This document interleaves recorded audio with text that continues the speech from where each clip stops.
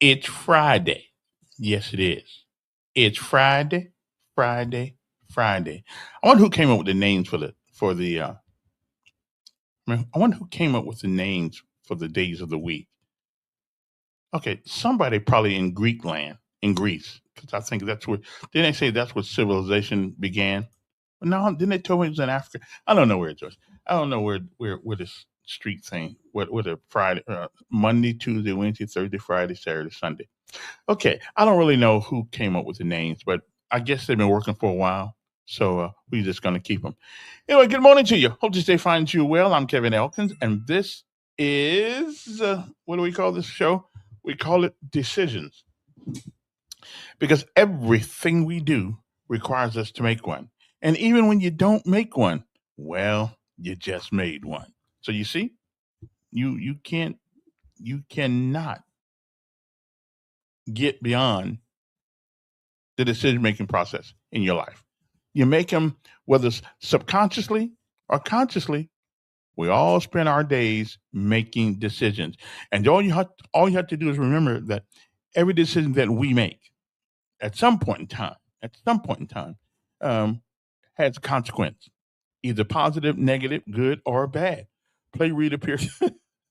No, no, but I am going to play one that you like today. Okay, I am going to play one you like. Now, if you can, Dr. Joe, if you can give me a source for these motivational speeches, one that are interesting, that last maybe less than 10 minutes, I would certainly use your stuff. Just send me a link to it, to the email address. Or what is the email? Okay, okay, here's okay. LO, okay, JIC 2025 at, okay, gmail.com. Okay, so there's the email for the show right there. Email. Okay, now there you go. So if you that's the email for the show right there. Okay, so if you find a source for me, I'll make sure. Just make sure they're good. Make sure there's a lesson in them. That's what I try to do. Okay, I'm just saying. You might want to think about that. Anyway, good morning to you. It is a Friday morning. It is believe it or not, the 20th day of March, 2026. The Today, right now outside, it's 43 degrees. High today of 81 degrees. I didn't say 21. Said 81 degrees. Yesterday's the first day of spring. We appreciate spring showing up on time. Okay, then so we couldn't complain about the other day. I didn't realize it was still winter. So old man winter let us know that hey, it ain't over yet. Okay. So anyway, good morning to you. 43 degrees outside. Today's forecast goes as follows. There's a 15% chance of precipitation today. Um, Other than that, the conditions look pretty good. As a matter of fact, it looks real good. As a matter of fact, generally sunny skies today, and you can't beat a sunny sky. Wind southwest at about 5 to 10 miles per hour. On tonight, low of 52 degrees, clear skies, low 52, winds light and variable. On tomorrow, mainly sunny, very warm, high around 85 degrees, winds west southwest at about uh, 5 to 10 miles per hour. And that's your weather for the capital city of Alabama, Montgomery. I'm trying to figure out how Montgomery became the capital city of Alabama. I mean, you got Birmingham up there and you got Huntsville up there. How did Montgomery get it? I guess because we're in the center of the state. Is that what that was? Is that what that was all about? Because we're in the center of the state, so we thought okay, so they thought they would just make. Okay, so I guess if you're a state working all, you can easily find the center of the state. Okay, that's good. That's good. Okay, I'm just wondering how because Montgomery looks like a little bitty town, but it's got big buildings in it, but kind of a little bitty town though. But not very big at all. Kind of like Chattanooga, Tennessee. But anyway, who cares about that kind of stuff, right? Okay, that's right. You don't. I don't. At least I do, but not right at the particular moment. I don't care. Okay. Anyway, it's time to rise and shine. Clock on the wall says it's 10 minutes after the hour 7 o'clock. Let's get busy. We changed the world in history right here where we're from. It's new beginning.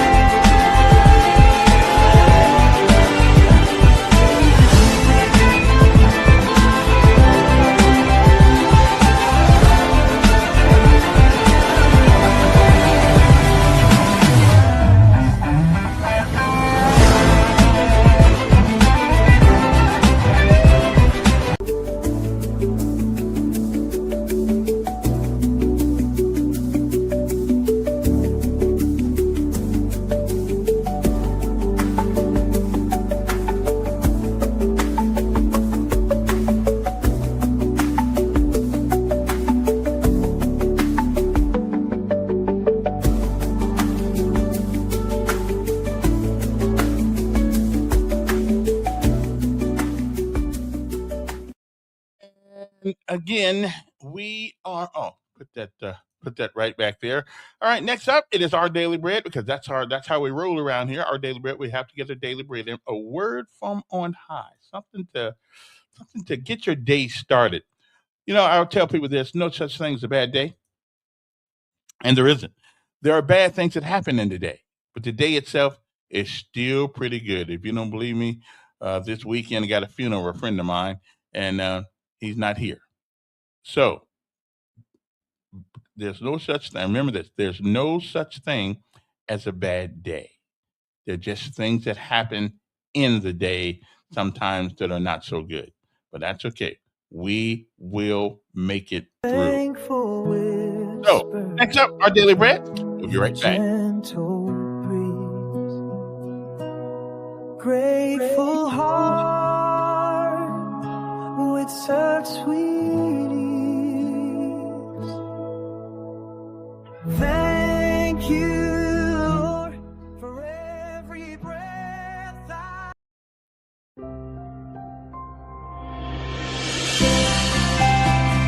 Hi there, and welcome to today's encouragement from Our Daily Bread. Today's reading, titled The Purple Shawl, was written by So-Chi Dixon. While serving as my mom's live-in caregiver at a cancer center hundreds of miles away from my home, I asked people to pray for us. As the months passed, isolation and loneliness sapped my strength. How could I care for my mom if I gave in to my physical, mental, and emotional exhaustion? One day, a friend sent me an unexpected care package. Jody had crocheted a purple prayer shawl, a warm reminder that we had people praying for us daily. Whenever I wrapped the soft yarn around my shoulders, I felt God hugging me with the prayers of His people. Years later, He still uses that purple shawl to comfort me and strengthen my resolve. The Apostle Paul affirmed the importance and spirit-refreshing power of praying for others in the book of Romans. Through his passionate request for prayerful support and encouragement during his travels, Paul demonstrated how those who pray for others become partners in ministry. Offering specific requests, the apostle not only showed his dependence on the support of fellow believers, but his trust that God powerfully answers prayer. We'll all experience days when we feel alone, but Paul shows us how to ask for prayer as we pray for others. When we're wrapped in the intercessory prayers of God's people, we can experience God's strength and comfort no matter where life takes us.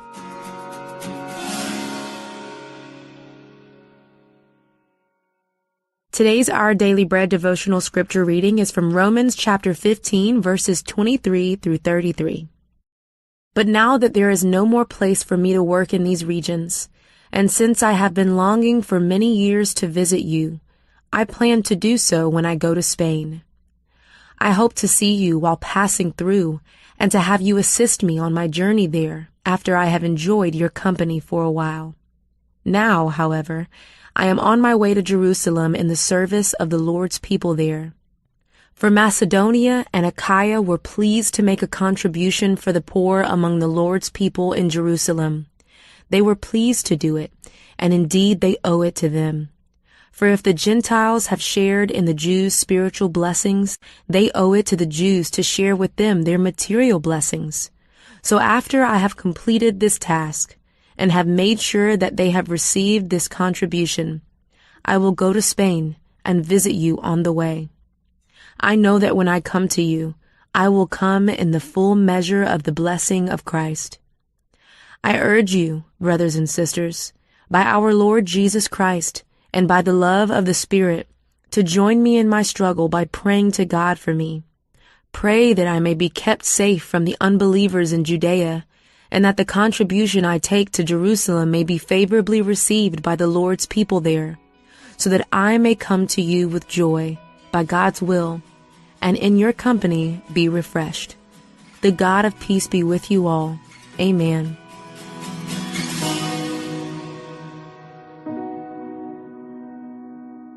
Let's pray.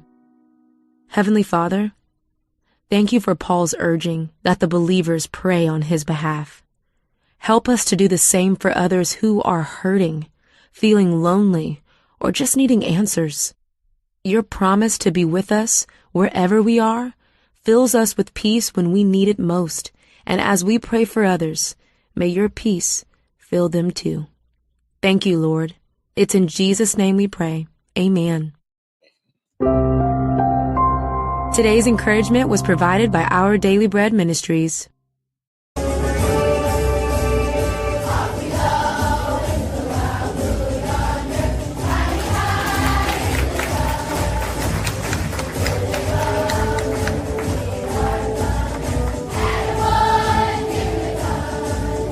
Time to rise and shine.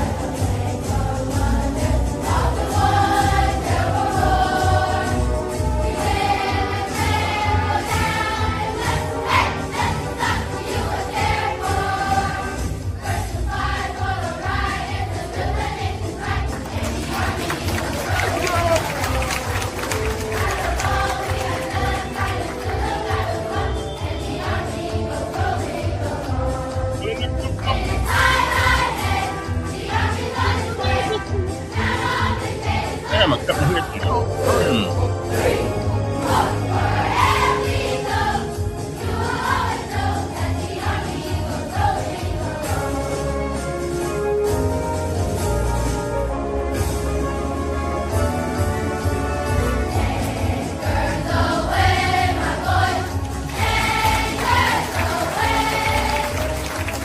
That's right. These are our own kids in Montgomery, Alabama. That's right. Okay, Millie. That's right. Thank you.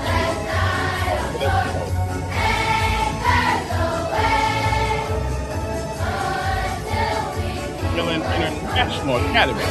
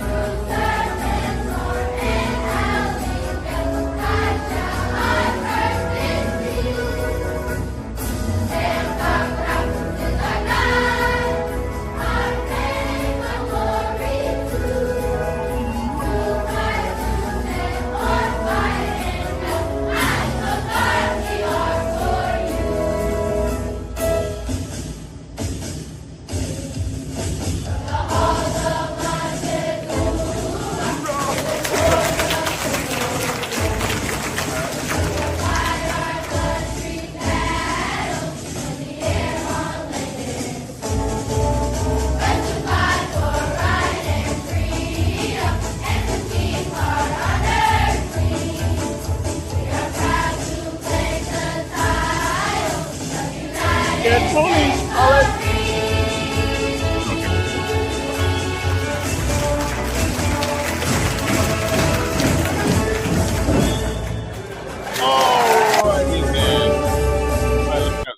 Now, I was going to play a thing like I normally do on Friday, but I found something this morning that was interesting. And since Alabama Power is on everybody's mind lately, somebody sent me some information about it. A little video, not very long, but I want to share this with you guys because it's an interesting. Now, I had never heard of a company doing anything like this before, but there are a lot of things that I haven't heard of before, so that's really not a big deal. But I think this is something that is that you may want to know about. Okay, and for those who don't know, for folks who are not from Alabama, I think I'm just going to play this because I don't know if I was a company, I'd want to have this on my on my resume. I don't think I would, but however, it is here, and let's see what this is all about. Anyway, so evidently Alabama Power in the beginnings, I guess a lot of these dams around here are man-made, and in order to make those dams, I'd heard this before, but I just didn't really believe it. I said nobody's going to do that to a whole city, put a whole city underwater. And the town Alabama drowned for a lake. I found this interesting. It's a town beneath Lake Martin, as a matter of fact. Those folks ought to be feeling guilty up there now. But however, let me play this for you guys once, because something you may not have ever heard of. So let's see if we can go there now.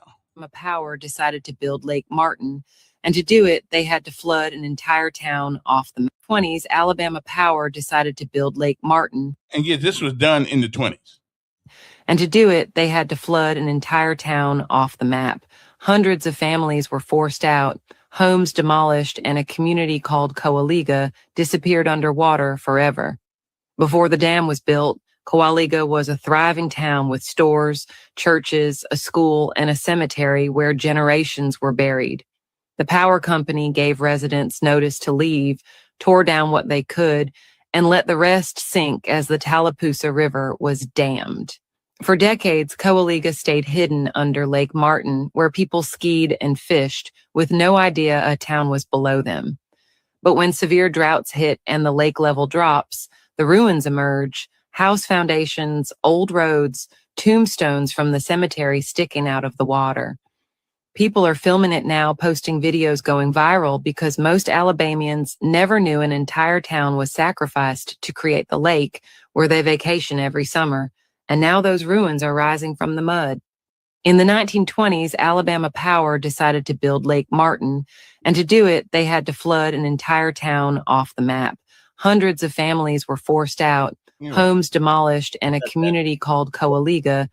I never knew that. That is that's something to have on your resume as a town. And now you're gonna screw us over with the high prices, with the high prices of gasoline and all that stuff. And that's not very nice. I didn't. Wow, how did that happen? You never hear that part about Alabama Power, do you? And again, the people they did this back in the 1920s. So I'm trying to make sure I get my comments back here again. Okay, so there we go. But anyway, they did it back in the 1920s. So I guess that just kind of like allows it to be gone, I guess. Okay then. Anyway, good morning to you. I just thought you might wanna know about that. Okay. Anyway, good morning to you. Hope that they find you well. It is 7:24 in the morning. It looks as if the let me get rid of that right quick. It looks like as if the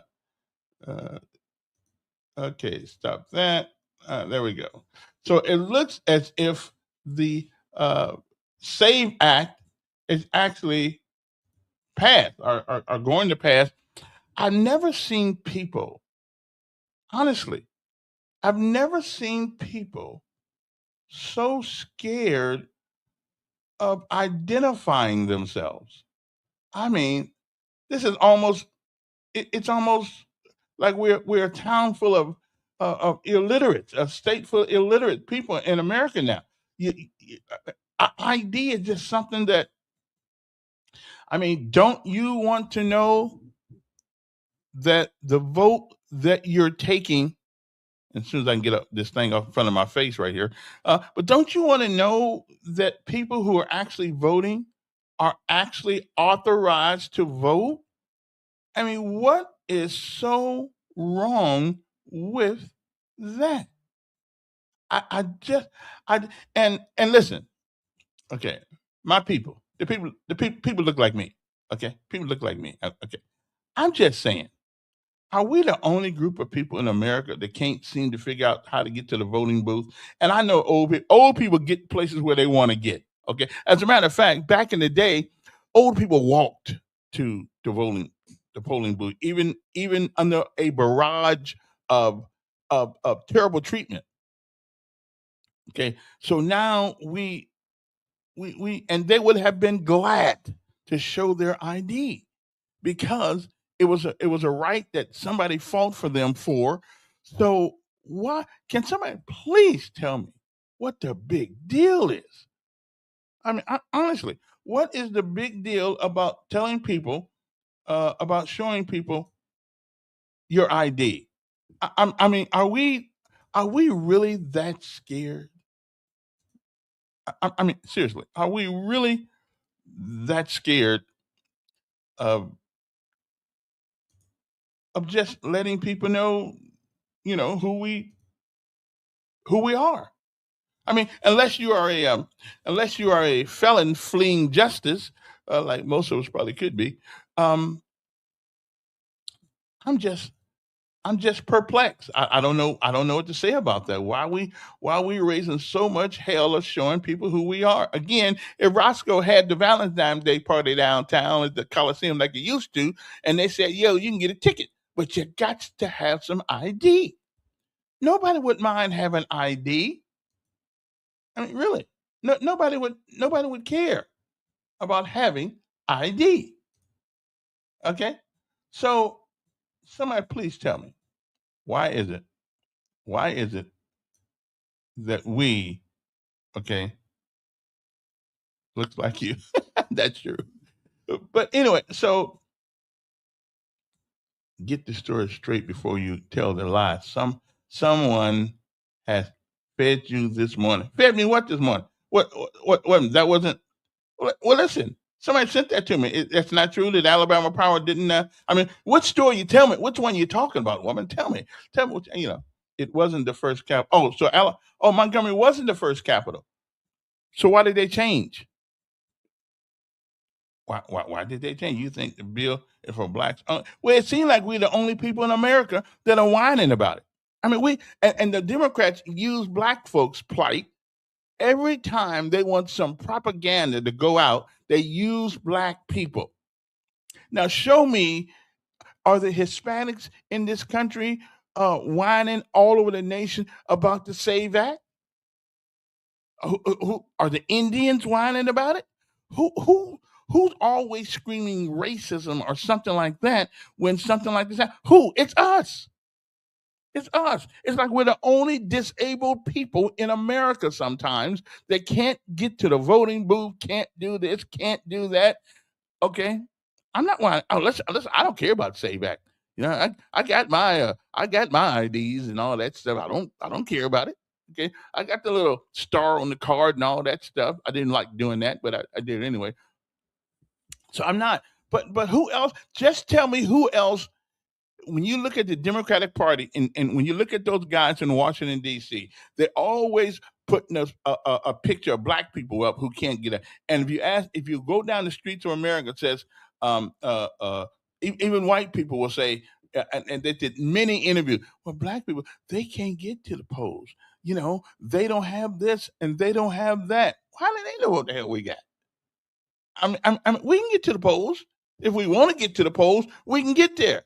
Okay. I mean, I just want to hear one reasonable argument why you would not want to show your ID and why you can. And this thing about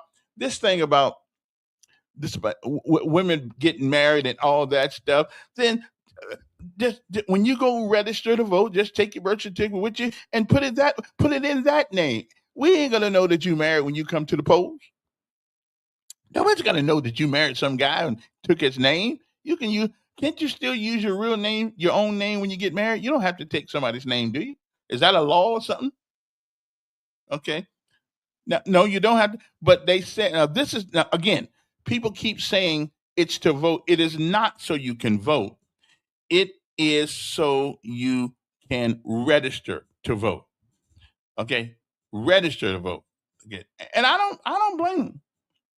It's not a blank. It's a oh, okay. And what group of people, my friend? 98% of us who vote are Democrats. What group of people? hmm What group of people? Because it's us. It's black folks. So we've been voting the same way, the same, and getting the same crap every 4 years, and we just seem to like it. We just seem to like it. How to say? It's like drinking poison and expecting the other guy to fall down. Okay, so just tell me who else are they talking about? Go on TV. You'll see Jeffries and all them folks. It's always about the black folks. Because we're the only group of people in America that vote the way we do. There is no other group in this country. We've been saying that for years, that at a 98 percentile for the ones who do vote, they vote one way. There is no other group, no other statistical analysis, no other statistic that would suggest that anybody else votes 98% for the ones who vote for one party. They're just, Now, last night I heard something about um, an open ballot, which I'm all for it. So we don't have to sit there and pick Democrat or Republican. We can go in there and take that little ballot thing and put anybody we want to put on there. We don't have to be we don't have to be this sheep led by other sheep. Okay, and ending up where all the sheep end up at. Okay, on somebody's coat or their shoes. So I'm just telling you, we have to be more independent. Yeah, I have to be more. I don't care if you vote Democrat. I don't care. I don't care. The problem is nobody should know what 33 million people, the preponderance of 33 million people, are gonna vote. Nobody should know that. The Democrats don't have to work for your vote anymore. They don't. They just don't do it. And the Republicans won't work for you because they know that you've been brainwashed enough to all you should vote is Democrat. So it's not helping us. And I don't belong to that group, okay? I'm not a Democrat or a Republican. But since when you go to the polls, you have to vote for one or the other. So I have to take the best of the worst in my mind and vote. If I'm going to vote, I got to vote for either a Democrat or a Republican, or you can put your name on the ballot yourself. You can write your own, you can do write-in, but that's just a total waste of time. Total waste of time. Okay? Because I did that one time. And I did when I went to WSFA's website, I didn't even see my name on there. So you see, it's a total waste of time to write in. Total waste of time. They don't even count you. Okay. Okay. Because they have multiple IDs. Okay, good, Richard. So again, I don't know what the hoopla is all about. Again, Roscoe had the Valentine's Day parade. I mean, the Valentine's Day dance every year, and he said, "Now you got to get some ID to come get the ticket. We'll be down there getting them tickets, brother. We'll show our ID, and Lord have mercy, don't let Church's Chicken or Popeye Chicken say we're gonna give free chicken away, but you got to have two IDs, brother. We'll be down at the probate court right now, getting the ID before they even open." So I don't know. The brainwashing in America has been successful. Yeah, it has been successful. Okay. Your group has been the only group trying to purge the voter rolls with new rules because we seem to not to be able. Okay, again, what's wrong with new rules? What's wrong? What's wrong with rules? I mean, let me ask. Do we value the vote or not?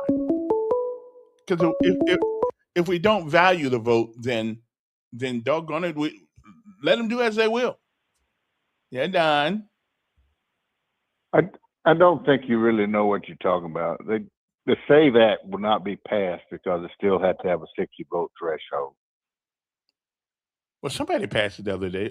Was the House? No, they passed it. Well, the House passed it a long time ago. Oh, but they don't require a 60 vote threshold. But they'd have to have a lot more than that. But they just have a majority vote. But the Democrats will never let the SAVE Act pass, so there ain't no need to talk about it. Let me ask you something about this town. You think Alabama Power did that? Well, that's what the video said. Well, what about this? How would Alabama Power just take people's property without being the? Well, wait a minute. Because in the 1920 government. Well, you don't know what you're talking about. You don't. Wait a minute. That's why I gave you the video. I didn't put the video out. The town was covered with water, but because it was in a hole. The dam did for people. What they do? It ran those people out of their home. They had no power. Mm-hmm. They had no electricity. They had no lights. Mm-hmm. Wait a minute. So how did they have businesses? The government took that land. The government made that land available to Alabama Power. Alabama Power just didn't say, "I'm gonna flood your town." Okay, so the homes and the businesses that this. You think that Alabama's the only place that happened? Well, I don't know. It didn't happen It in happened in lockdown. Tennessee. You didn't have any energy at that time. Lives were not that good. You didn't have Okay.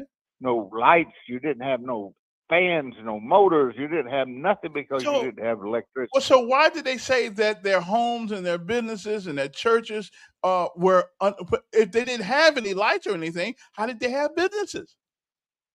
Well, why don't you do some study? Where do you think where did they get their electricity for the dam? Well, I don't know. But if Then they what had are you this, talking about? Wait a Stuff? minute, Why wait a don't you minute. study? how do we get lights before anybody had electricity?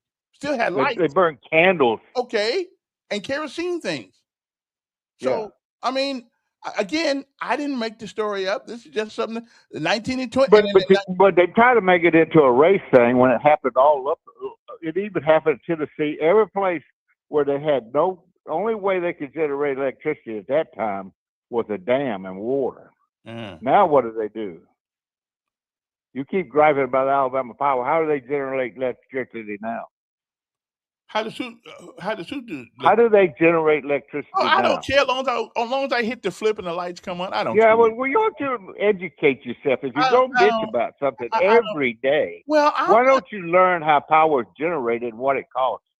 They have to buy coal or gas to fire up the things that create the steam, and it costs them money. Well, that's And because all those we things won't. are going Wait up. a minute. That's partly because we won't let people build nuclear Do you plants. know Alabama Power? They actually have I don't know what you call it. It's not a procedure, but it's a form. They have that they go by to see if Alabama Power has authority to raise their rates. They don't just say, "Okay, raise your rates, Alabama." really? Alabama Power has to prove to them that their rates now have that's gone what up, you where do their the cost of PSC. generating electricity gone up. That's crap. All these people got screwed by No, it Alabama ain't crap. You're Power. ignorant. Hey, You're hey there. ignorant. That's crap. You can't. No, tell you're me, ignorant. you You're can't- ignorant. You don't know what you're talking about. Okay, you cannot tell me that 1 month your bill is this, and the next month your bill is. I don't have no problems with my bill. Well, My a lot bill of is people- the same a lot of every people month. do. A lot of people do. I don't know about a lot of people. You always say a lot of people Oh. this or that, and I only hear your mouth. It's only your mouth No. complaining. No. Other Are you day I such a had broke person nowadays? You Wait, can't even afford to keep your wait a lights minute. on. Wait a minute. I had Maybe you need a helping hand. I had people on the other morning, and it's still on the Facebook. Yeah, and page. they were ignorant too. They're just Okay. like you Well, so talking about everybody's ignorant but Chinese you. satellites. So everybody's ignorant Chinese but you? satellites. What they talking Well, about? she Chinese did. satellites? Now, when she did use the Chinese salad, she said that she wasn't sure. She said that's what she heard. Well, she's stupid. You know, just That's like what you she heard. talking stuff. I had enough of this morning. Can't stand no more. I hope Camilla was able to hear me. I think she did. I think everybody heard you. But anyway, listen, I didn't put the story out. That story. Matter of fact, I've heard that story. I've heard that story many times. I just didn't believe that we could do that to people. But I guess they did back in the 1920s. But now he said they didn't have no power. They didn't have this, they had that, and I don't know if they had it or not. But how are you going to run businesses and things like that, and the churches and all that stuff with no power? I mean, how did they? So they justified it by what? I mean, if they had thriving businesses, then evidently they were getting along pretty good without Alabama Power. Anyway, oh, she said nobody says anything about that. Okay, listen, we know the Constitution doesn't say anything about um, Republican or Democrats or anything like that. That's freedom of speech. That's a freedom of speech issue. If like-minded people want to get together and create an organization, then that's what they do. Whether it's political organization or a social club, whatever the case may be, they have the right to do that. That's called speech. And if you believe in these tenets, if you believe in this and you believe in that, then you are a Republican or a Democrat if you believe in these things. Problem is, black folks voting Democrat don't know what Democrats believe. They really don't know.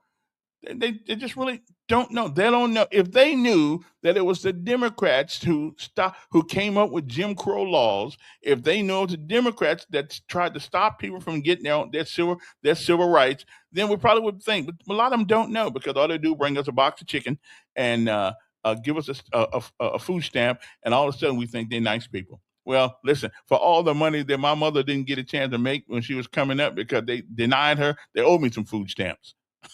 Something. They don't owe me. I've been all right, but still. Anyway, moving right along to other things. I don't know how this came up again this morning, but we are some of the whiningest people I have ever seen. Like we just can't get an ID. We just can't get one. We just can't get one. Now, speaking of crime again, crime. See, speaking of crime, here we go. Here we go. Another story for the books. For the books. Another story showing people robbing other people in the city of Montgomery. Okay. Or whatever the case may be. Okay. And here we go. There we go, right there. Another brother, young. These are the people we were talking about yesterday. Of course, going in and robbing people. Okay. It happened Sunday on the 4300 block of South Court Street. Okay. They're seeking the public's assistance and finding these little YNs and hopefully put their butt in jail. Okay. That's what we're looking for. We ain't found them yet, but we're looking for. Okay.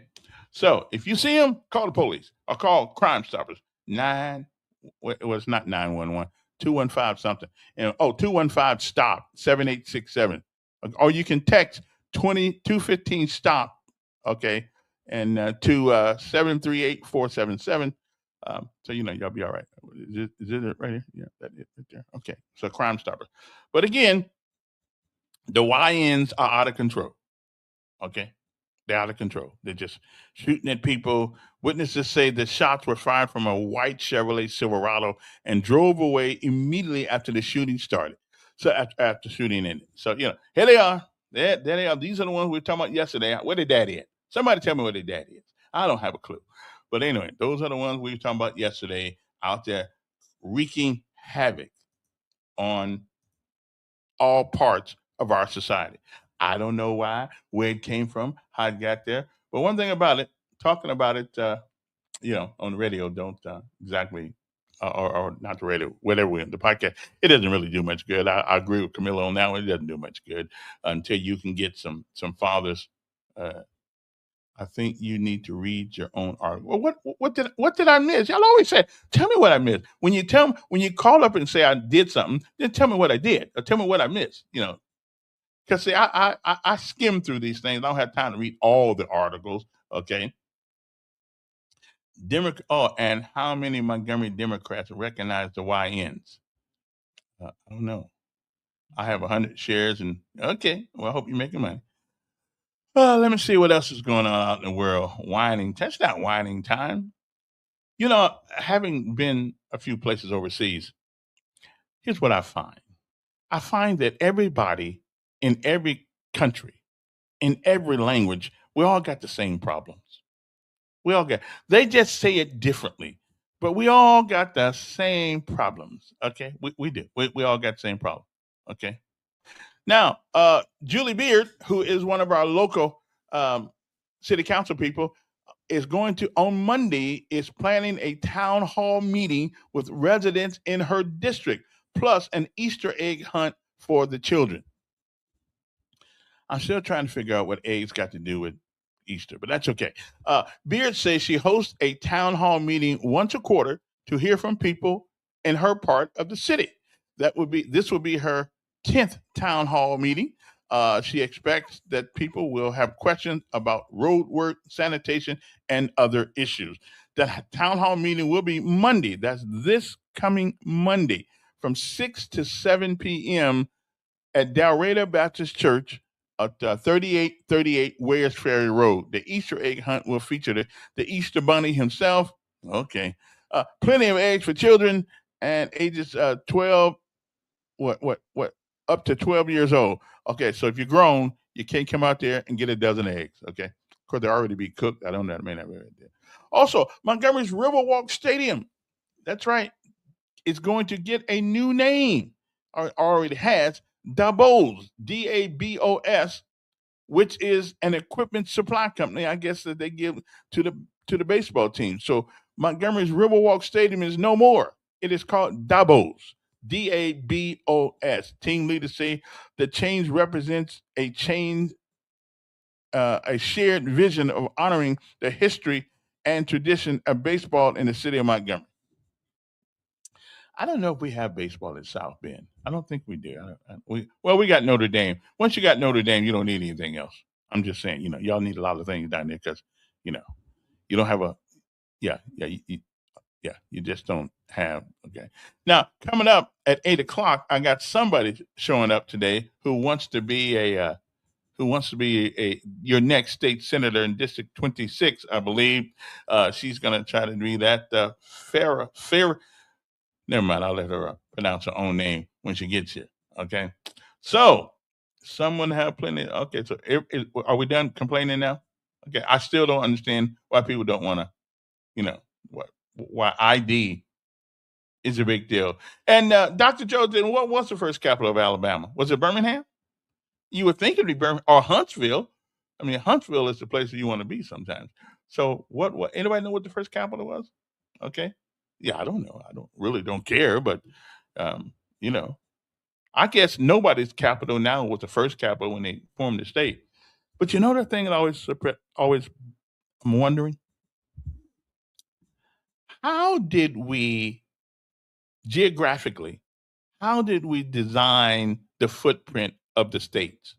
Because we didn't have no airplanes back in the day, in the 1700s and all that. So how did we design the footprint of each state? Like Indiana looks like a cowboy boot. Okay, if you ever look at it, it looks like my home state. It looks like a cowboy boot geographically from the sky. So who came up with that? I just don't know. Let me see here now. Yeah, Duke. Oh, wait a minute. Wait a minute. I didn't put my hold on a second. I don't think I put my. See, but at least I called it my own self this time. Okay, What called it. happened? I had to make sure that people get. Okay, now go ahead. What were you saying? All right. You keep on talking about the voting thing here. Yeah. Mm-hmm. Okay.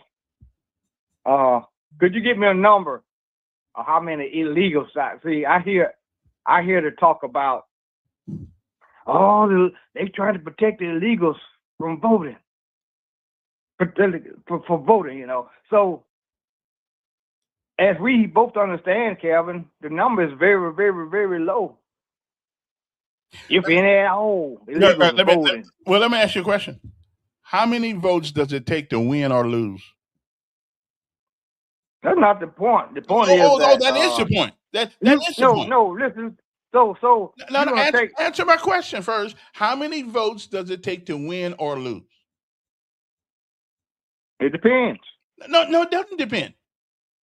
It does depend. No, it doesn't. Most elections here, they call the damn thing off before all the votes are counted. You see, I knew you were smarter than I thought. My point is, dude. Well, wait a minute. Huh? How many votes can a person win by or lose by?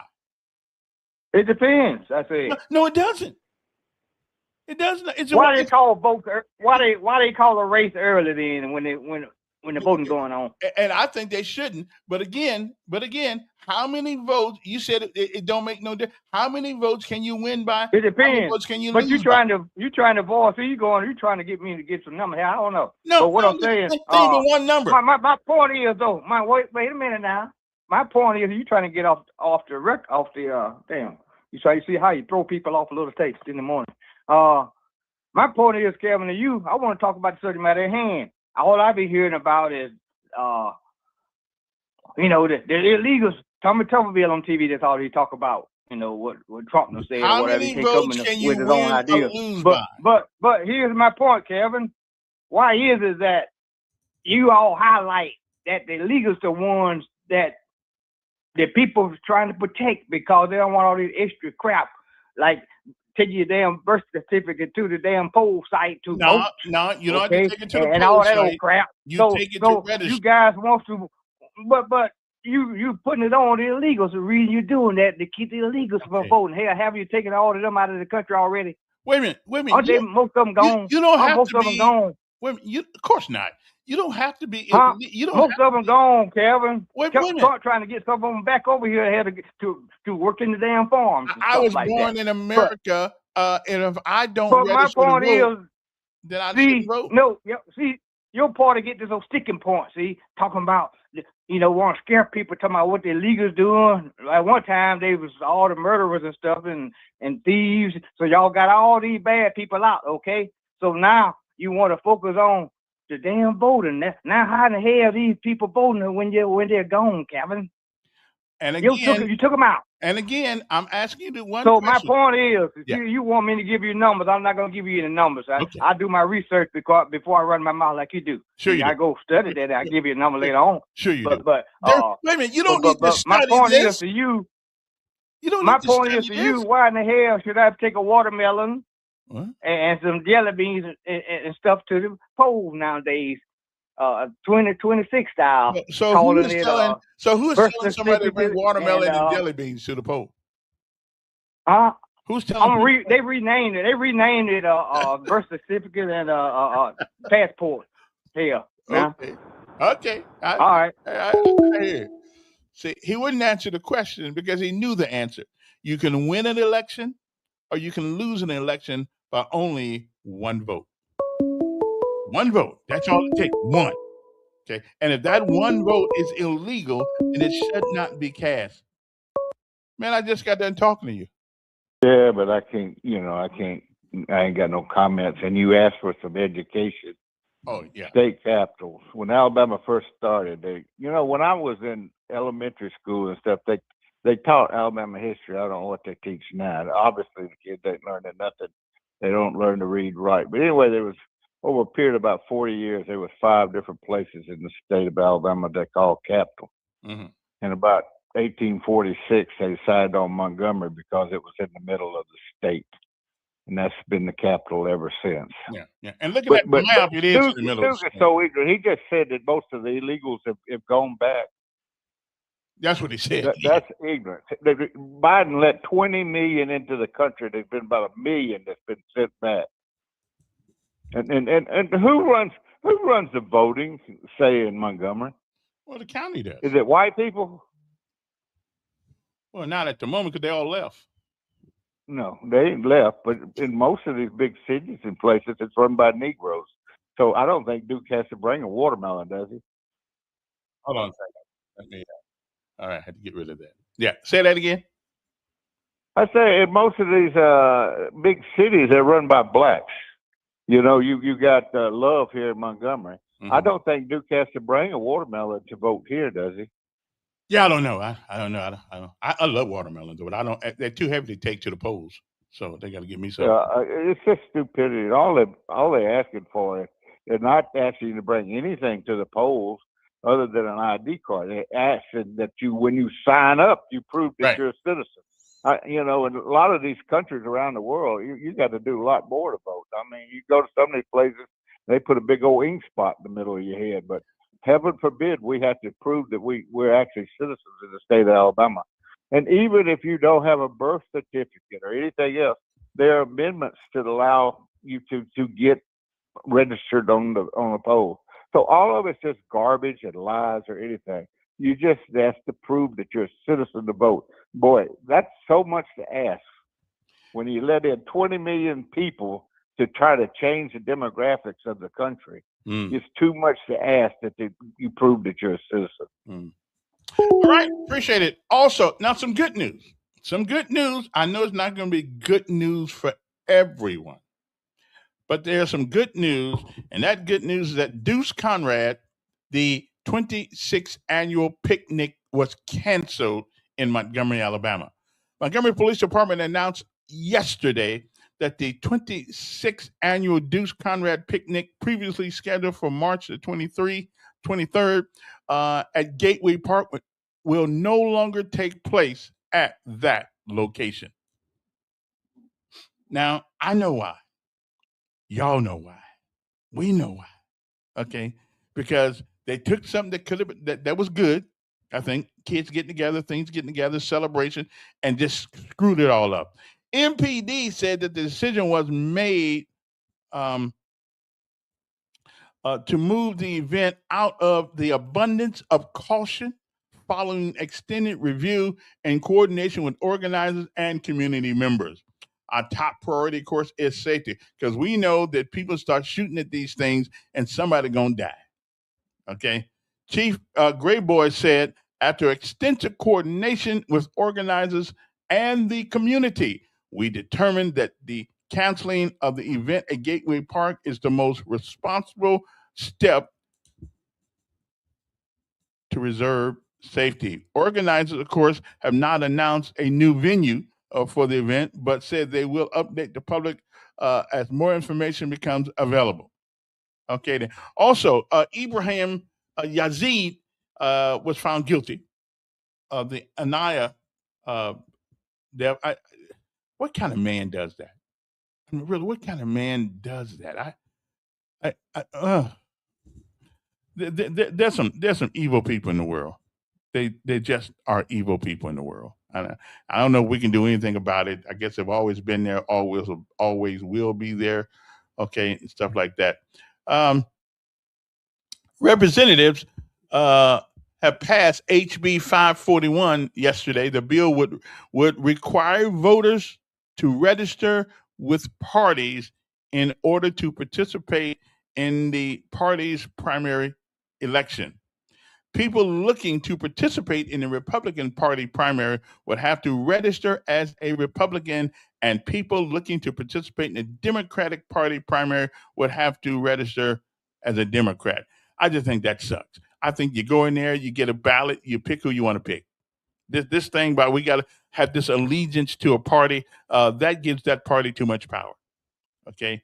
It is incumbent upon all of us in the legislative process to do all we can to reinforce voter integrity, said Representative Ernie Yarbrough, a Republican from Trinity, the bill's sponsor. Representative Yarbrough said that the bill is an effort to secure the state's election. Well, the best way to secure the state's election, in my mind, is that you don't have to belong to a party. Okay, you shouldn't have to belong to a party. The only party you need to belong to is to be a citizen of the United States of America. And when you go in that booth, nobody should know whether you vote Democrat or Republican, whichever one you want. It should be an open primary. Okay, forget this party. This party thing has not done anything for the poor folks. Okay, it just makes a lot of big bucks, a whole lot of money, and give them a whole lot of control. Okay, and that party thing, and give you the case.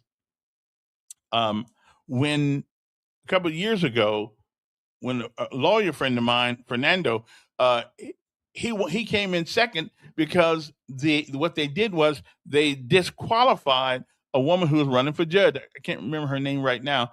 The Democratic Party disqualified her. Now, not us.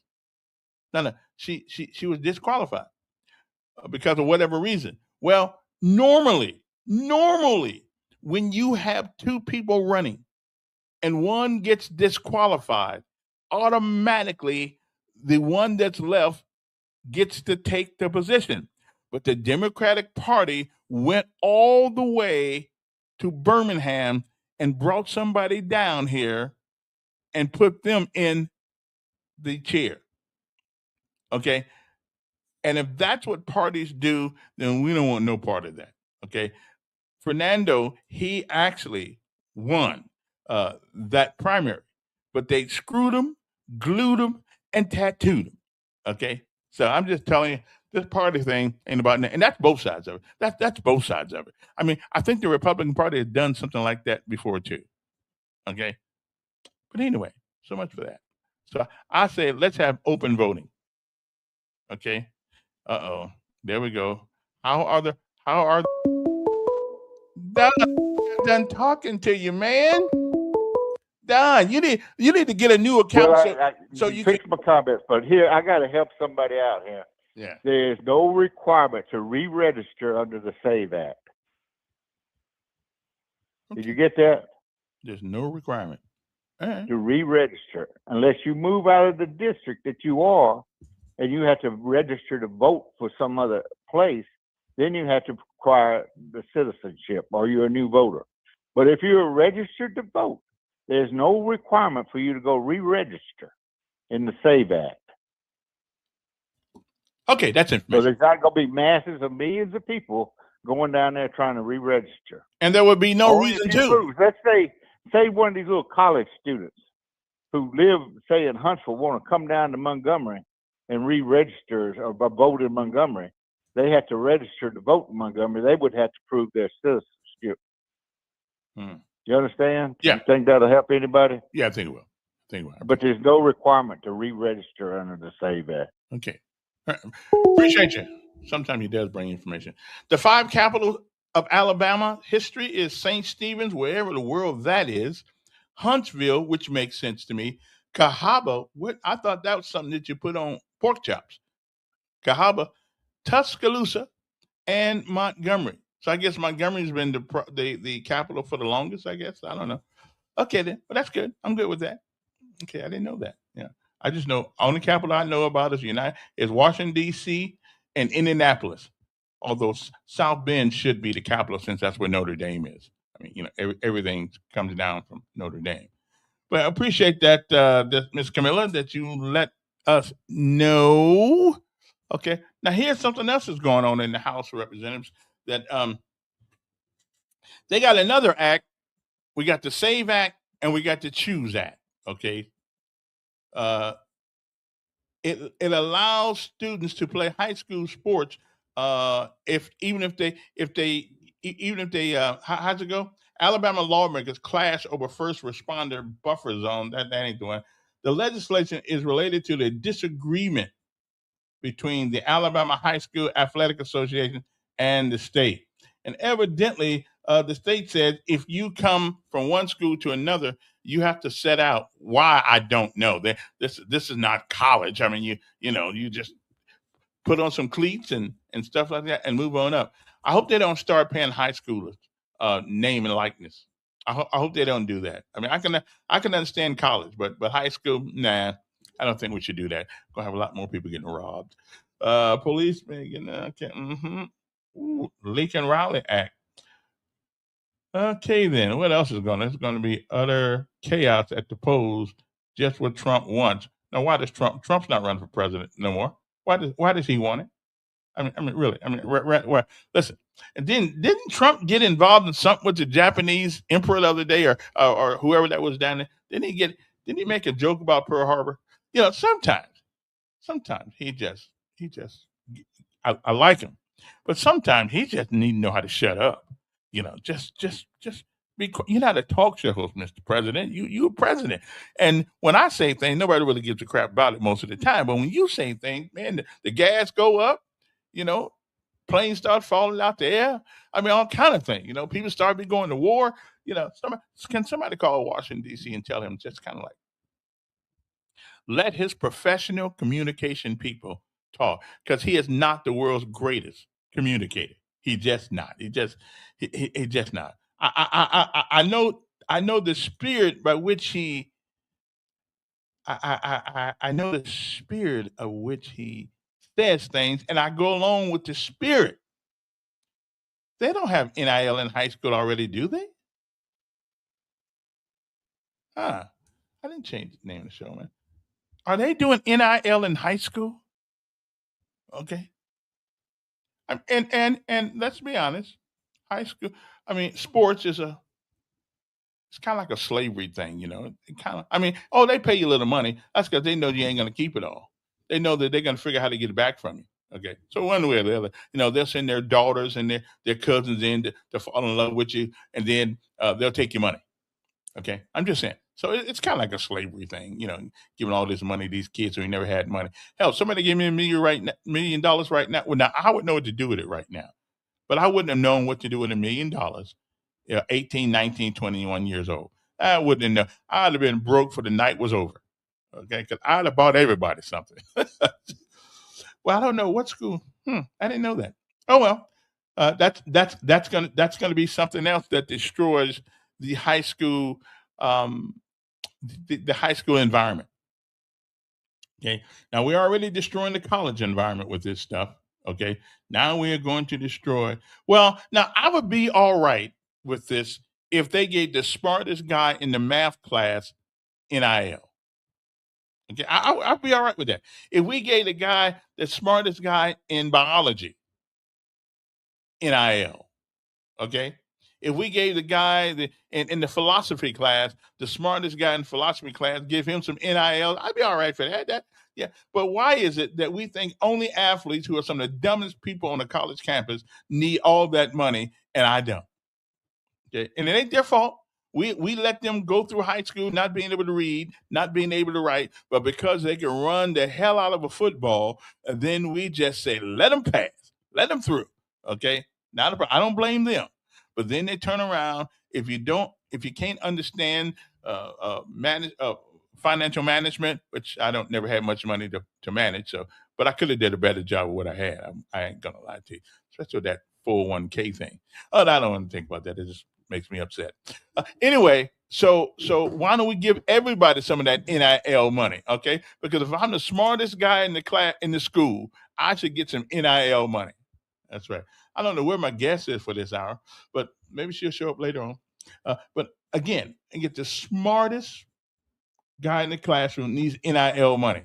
Okay, and his name put on the outside of the school on a plaque each year, and then we give people a little change to go with that. Okay, I mean, since we're passing out money in high school now, then why not pass it out to a little bit of everybody? Okay, why just give it to the football players who really are traditionally some of the dumbest people on campus? And that's either college or high school. We love them. We still love them. That's cool. We still love them, but they ain't the brightest. They're not the brightest. They're not the sharpest knife in the drawer most of the time, and that's only because nobody mandated that they be this one. All we wanted to do is have strong legs, strong arms, and be in shape. Kind of like high class slavery. Okay, something like that, because you ain't gonna keep the money no way. How did you get through high school? You don't read. I read the things I wanted to read. See, I was reading Karl Marx, James Ingalls, Thomas Paine, things of that nature. So I read what I want to read. If I don't want to read it, I don't want to read it. It's boring. Especially when ain't got no pictures in the book. Dude, you must don't have much. I mean, nope. He didn't threw that. He didn't threw a little crap my way. I would need to respond to this right here. He's lying. They are trying to force people to, like he said, when you go in to re-register, see if you change over to a different city. Okay, that's what he said. That's what he's. I'm going by what he said. What Curmudgeon said. He said some of these colleges really coming out here. But you got to be able to prove my point is, I know that you already know who the hell you are. They already know who you are. They already know who you are. You're already in the system. What I'm saying already, okay? I'm in the system. Hell, I got Social Security number and all that stuff. Sure, okay, you got one. Yeah, I'm sure. Got my. Don't they? What they go by most of the time? Your Social Security number, right? Yeah, we're talking about that. My guest has actually showed up here now. So I'm done with this conversation for the time being. Good morning, Farrah. Good morning. It's Phaedra. I'll let you call me what you want. No. Phaedra, if that's your name, what does that mean? What does that mean? It means bright and shining one. It is from Greek mythology, but actually, my dad was always into music, and so there's a song by Lee Hazelwood and Nancy Sinatra called "Some Velvet Morning," and I was named from that song. Okay, that's good. See, I knew yesterday when I asked about that, I said, it sounds like a Greek name or something that, so I figured that. Anyway, so tell the folks a little about who you are and the seat you're running for. All right, I am Phaedra Carson Foster. I am running for Alabama Senate District 25. I am an educator. I have been teaching at the collegiate level for almost 2 decades. My specialty is English, composition, but I also teach humanities. I have an undergraduate degree from the University of Alabama, a master's from AUM, and I have a master's in legal studies from WashU School of Law. I have been married for 100 years. My husband is a local businessman, and I have 2 children, one of whom is getting married this coming October. Okay, October. That's a long way to wait. He could change his mind between now and then. Well, as long as he's happy. Okay, that's good. Okay, and you are running for which seat? And tell me why. I am running for Senate District 25, which is one of the newly redistricted senates as a result of, I guess, litigation. I am running because I think that it's time for us to change the way that we do politics in our area. I have been an advocate for policy for a while now, and I just think that the next logical step is for me to become a policymaker. So I know I have the skills to do the job, and I just think it's time. Okay, now spell your name so I can put your name on the screen. Phadra. Okay, and you are running for District 26. 25. Oh, my bad. Okay, State Senate. Mm-hmm. State Senate.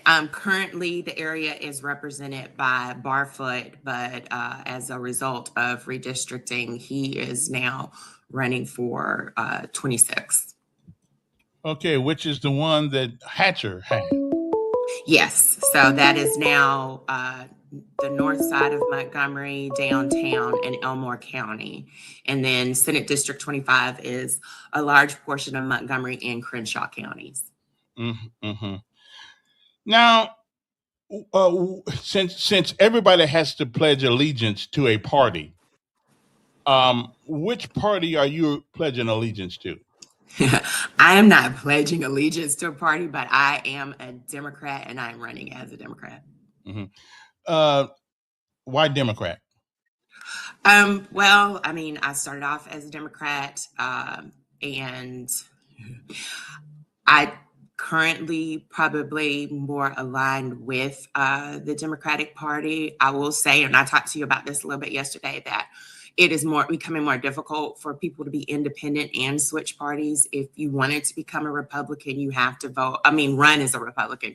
You have to vote it Republican for 6 years, and they recently kicked somebody from the ballot. And the Democrats have the same.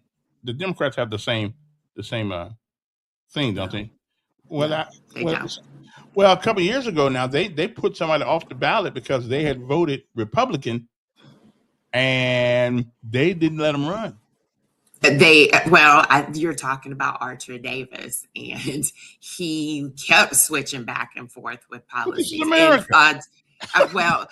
So full disclaimer here, yeah. I went to high school with Archer, and I was his deputy campaign manager the first time he ran. Mm-hmm. So I don't want to not be transparent with this.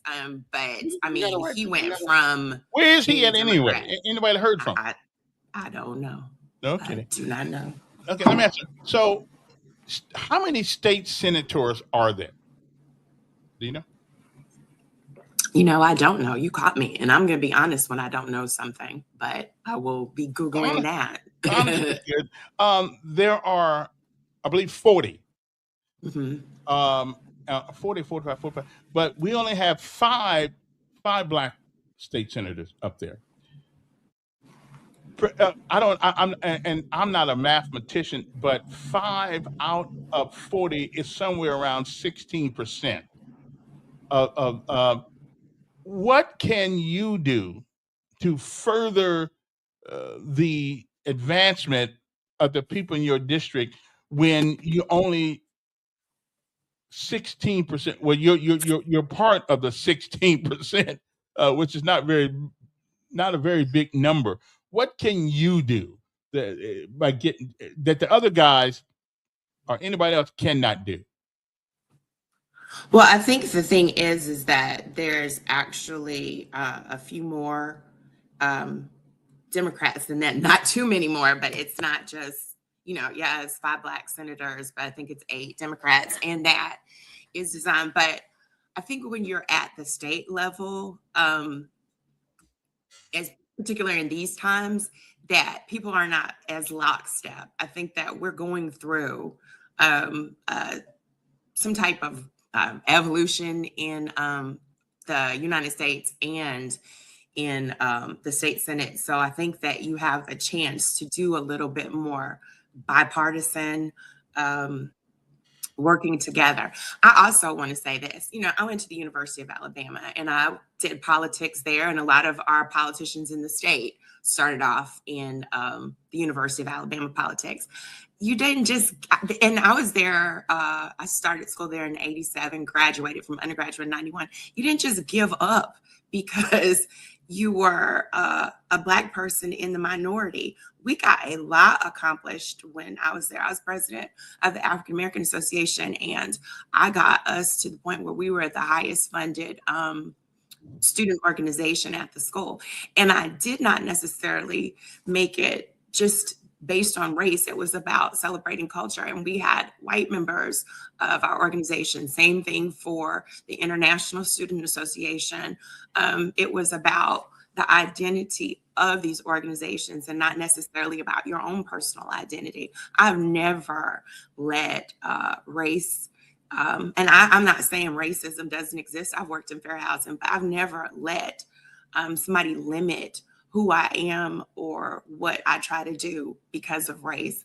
That's just not what our ancestors fought for. And it's not what I want my children to take from me. And my daughter actually became an actual SGA senator when she went to Alabama, because I've set this example that your place is wherever you put yourself. You get what I'm saying? Yeah, and so I have every intention of working, not just across the aisle, but I think when you have good ideas and great ideas, even, nobody's going to shun those. I mean, maybe I'm naive. I don't know, but I hope I'm not. Okay. Let me ask you about some issues. We are in a metamorphosis of sorts of our country's identity at the moment. The things we say we believed in, what we thought we believed in, we don't seem to. We're kind of lost out in space right now, and which is why you're getting a couple of these questions. Should men play on women's sports teams? I don't really like to weigh into what that is. We're talking about, of course, trans people playing on women's sports teams. And this was brought up because of 2 swimmers getting 5th place. Yeah, we way behind that one. We talking about a woman who almost gets her head knocked off playing volleyball. One team has a man on it, and every time he hit the ball, he like to knock the girl out. So it's more than that. But do you? But Kelvin, let me say this to you: there is no chance that the Alabama legislature is going to do anything radical when it comes to this issue. And so I sometimes think. So isn't it time? Hold on a second. Isn't it time that we start dealing with some of these issues, because they're not going away, and somebody's got to have the gonads to deal with the issue. Give me a second. Do you grocery shop? Sure.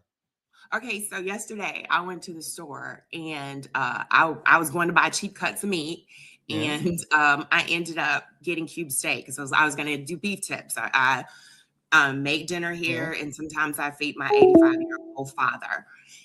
Cube steak, a 3-pack of cube steak costs me $10. That's $3 plus per. What's that got to do with the? What's that got to do with the? No, that's what I'm. Dude. Oh, hold on a second. So I think somebody wants to ask you a question, if you can hear it. Go ahead, Don. Then this is the last call. Good morning. I just want to say you're a lovely lady, but I have a question for you. Yes. You brought up race. Do you think a district ought to be made up on basis of race? I think districts have been made up on the That basis was a of question race. for you.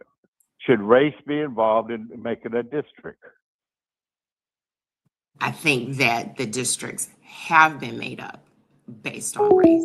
That's how they've been drawn. But philosophically, do you believe that the overwhelming consideration should be race?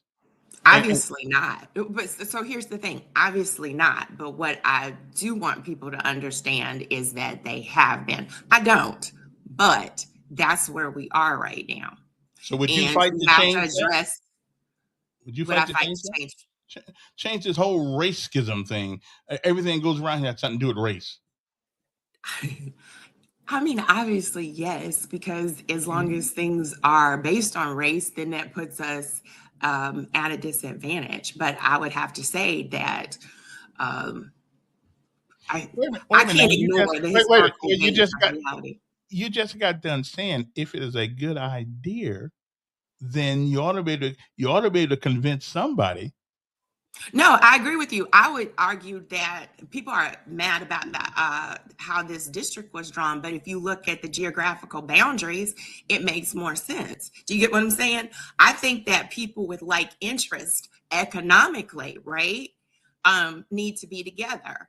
When we do all these contiguous figurations of districts, we put people at a disadvantage because we're drawing them based on race. The issues that somebody has in one county may be different than the issues people have in other county. Yes, I think people with like interests, and like interest is not always about race.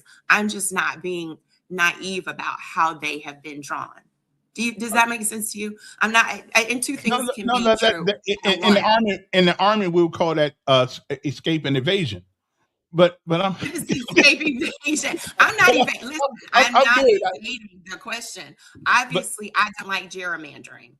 So let me make this clear. I do not like gerrymandering, and I think that when we get to connect it to just race, right? There's a lot of factors that go into people's interest. So no, I don't think they should be drawn on race, but I want people to understand that race permeates a lot of our politics. Okay. Yes, Now, Kelvin, we need to change that. You're right.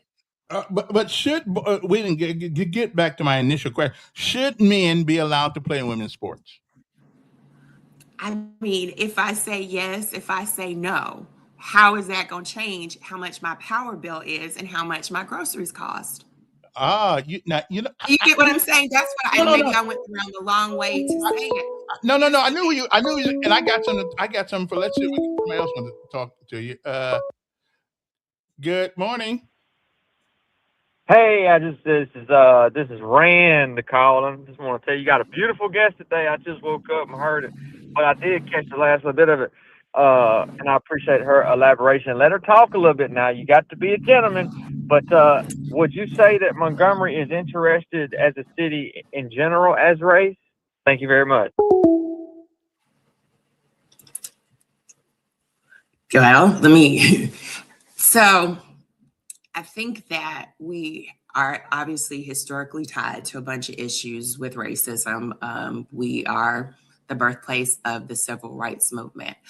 When I moved here, and I grew up for the most part in Tuskegee, although I've lived other places.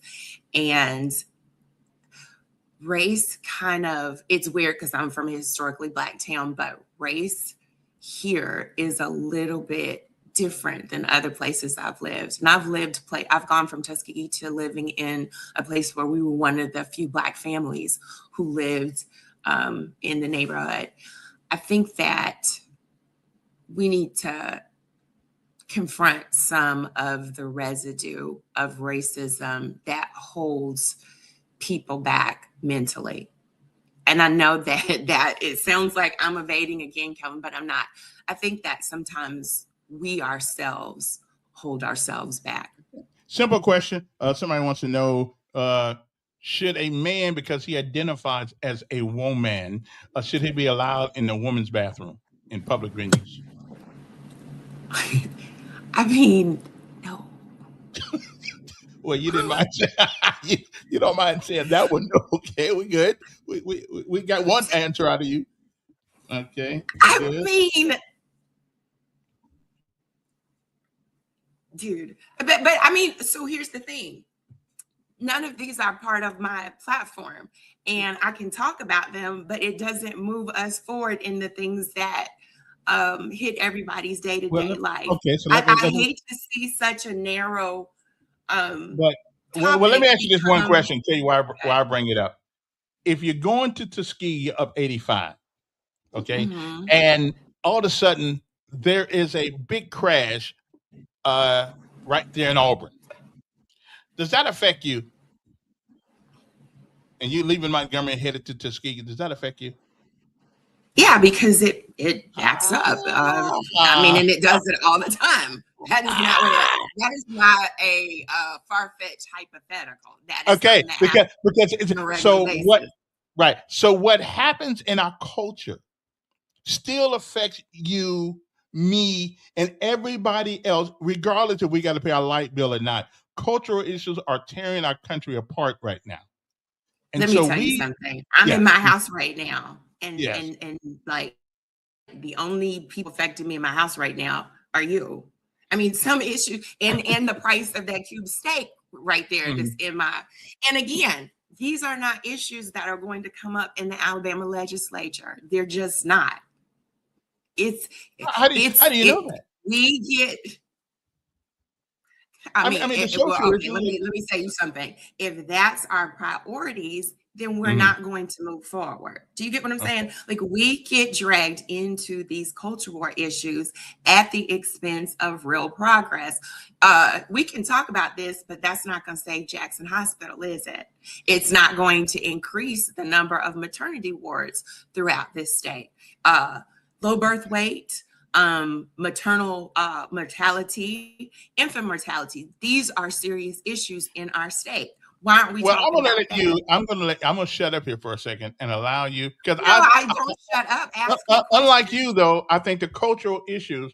If you got people in charge of government who can't determine whether or not a man is a man and a woman is a woman, that there's nothing else comes out of your mouth I want to hear, not you. But I'm just saying, if you don't have the common sense to understand that a male is a male and a female is a female, and they should not, okay, they should not be anything other than what they are. We should not call them anything other than what they are. There's no such thing as a transgender. No male has ever turned himself into a female. No female has ever turned himself into a male. It's a made up, bogus political title, which don't mean jack to anybody with common sense. However, we are So why going are to y'all? let But so why are you obsessed with it if it doesn't mean anything? because If it doesn't exist, it's this is what I because get. we have oh they don't that's the problem. We got people who actually believe that it exists. But that okay. So I just thought it was say Barney is a dinosaur from our imagination. He doesn't exist. Wait a It minute, he's says on it in the Sesame song. Street. The Okay. children, he doesn't exist. He's from your imagination, right? Which from somebody's imagination. This no, the song says from your imagination, right? Oh, You're saying that this is a so why are we taking up this much time talking because we about put it? Do you get what I'm saying? people Uh, well, because we put people bruh, in the politics. yeah, the power, the light bill is too high. The light Okay. bills are And what are too you gonna high. okay, all right. Do we take well let's get down to the light bill. Alabama Power is one of the few businesses that I know of in Alabama that has a guaranteed rate of return. They're the only business I know that gets that. Should we take that away? What do you mean? Well, they got a guaranteed rate of return on their investment.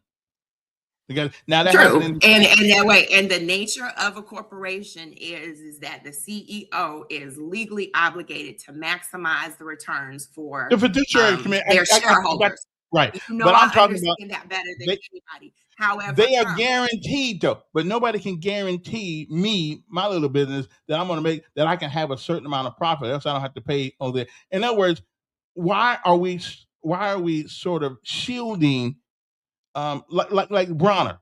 Bronner with the retirement system of Alabama. Hell, you can't fail if you get $400 million from the state of Alabama every year. okay, so you cut out, and I didn't hear the last I said part. you cannot fail if you're David Bronner. You cannot fail if you get $400 million from $400 million I think from the state of Alabama every year. Okay. So this guaranteed success model that we are using with Alabama Power or with RSA, why shouldn't everybody partake in that kind of business, that kind of benefit? I mean, I obviously would love to make that kind of money. I'm not saying that, but I am saying is that uh, there are regulatory bodies. I mean, you understand that, and they've got to I function the understand that. way that they're Okay. supposed to, and ours have not been functioning. Okay. Well, And what I want to so know, we need I'm gonna give you an opportunity to tell people about your platform, some of the things that you want to accomplish, if at all possible. Go. I mean, if at all possible, first and foremost, I want us to make sure that we have economic prosperity, security, and opportunity. And that makes a lot of sense in terms of people are feeling insecure. When you get older, you're on a fixed income. You shouldn't be struggling when you're older. And I think, like what we're talking about, if we've decided as a state that certain businesses need to be regulated, then we need to live up to what we've already said that we're going to do. We do need to be attracting industry, and we need to make sure that the infrastructure is here to do that. That goes off into education. We need to be doing the things in the education field that help people to, when you graduate from a school in Alabama, you need to be either, enrollable in college, enlistable in the military, or be able to be employable.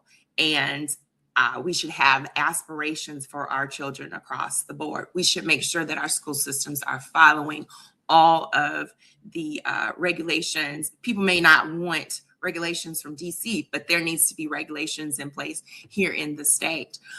One of my other issues, and I brought this up before, is healthcare. We need to make sure that we're doing what we can to support there being hospitals available for Alabamians. We should be looking at, is there a radius enough where people live around the hospital so that if they were to have a stroke or a heart attack, that they could make it to the hospital in time and increase their chances of survival? We need to be, once again, looking at infant mortality rates, low birth weights, maternal mortality rates.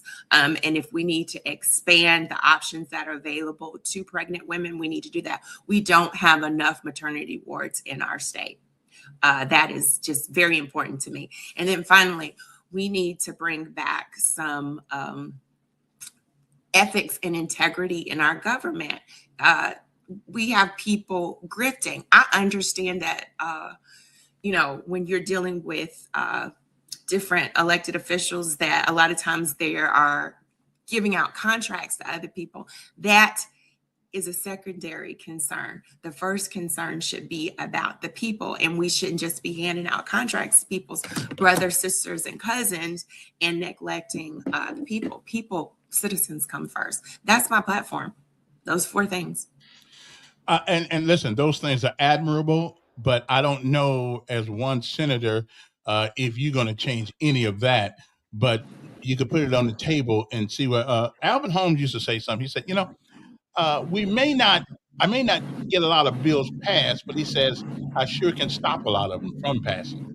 That's true, but I want you to look at. I went to the legislature this week to watch the House bill dealing with making sure that there are rate hearings for the PSC.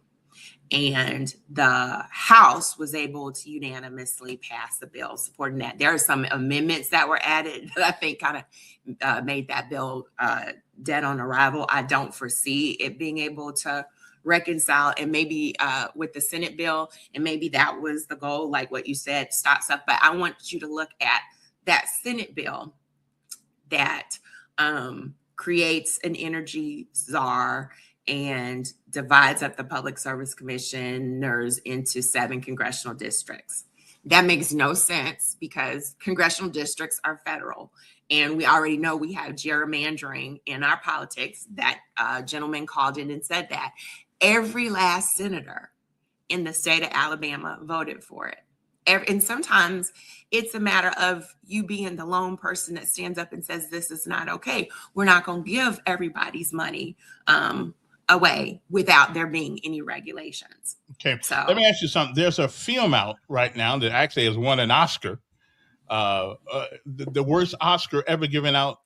The reason they gave the Oscar out, Alabama Solutions. Have you seen about the prison system in Alabama? It's been on. They was going to give the governor an Oscar for that too, I guess. Our prison system is antiquated. Is not the right actual word to say. It is atrocious. Just because we put people in prison, don't mean if we put dogs in dog houses the way our prisons are, what would happen is that somebody go to jail. you're right. How in the world? And these people are already listen, when you lose your freedom, that's a hell of a price to pay. But we shouldn't treat them like animals. What will you do to try to rectify this? And I've been here for 34 years. I've been hearing about it for 34 years. Is there, or is this just an insurmountable problem that won't ever be changed? It's almost like slavery out in our prison. So I would recommend that you watch a old documentary called Slavery by Another Name that talks about how the prison system actually replaced slavery. If you look at the 13th Amendment to the Constitution, it abolishes slavery except in the case of a prison. Mm-hmm. And the convict leasing system that the entire steel industry in Birmingham was built off of convict leasing, sending convicts into the coal mines.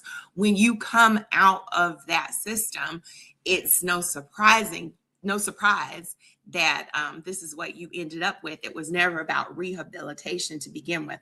I think that one of the things that you brought up is, what can one person do? Well, one person can continue to sound the alarm until other people join them. We need prison reform.